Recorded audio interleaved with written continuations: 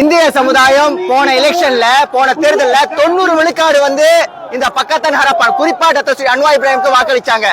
ஆனா அந்த 90% இப்ப 20% மாறிடுச்சு.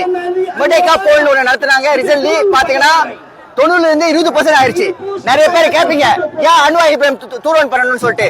யார் தூர்வன் பண்ணணும்னா இந்திய சமுதாயம் நிறைய வாய்ப்புகள் கொடுத்துட்டாங்க. ஆனா நம்ம இது வரைக்கும் ஒரு இந்தியன் ப்ளூ பிரிண்ட் இல்ல, ஒரு ஹால துஜு இல்ல, மெட்ரிகுலேஷன் சீட் என்னாச்சு தெரியல.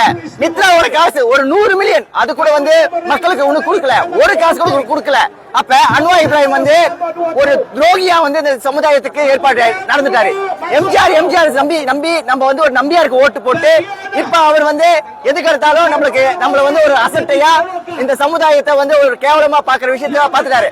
நிறைய பேர் மறந்துருப்பீங்க, ஒரு சின்ன பிள்ளை எழுச்சி ஈக்குவல் எஜுகேஷன் கிடைச்சு எல்லாத்துக்கும் சரிசமமான கல்வி வேணும் கிடைச்சு. அது எப்படி பதில் சொன்னாரு. ஏன்னா இந்த அன்வார் இப்ராஹிம் இன்னும் இந்த ஆட்சியில் இருந்தாருன்னா முக்கியமா நம்மளோட உரிமைகள் வந்து கண்டிப்பா நம்மளுக்கு கிடைக்காது. சில பேர் கேட்பீங்க, ஓகே அடுத்த பிரைம் மினிஸ்டர் யாரு, அன்வார் இப்ராஹிம் யாருன்னு. அன்வார் இப்ராஹிமிற்கு இது ஒரு பெரிய ஒரு அதிருப்தி அலையா நம்ம காட்டணும்.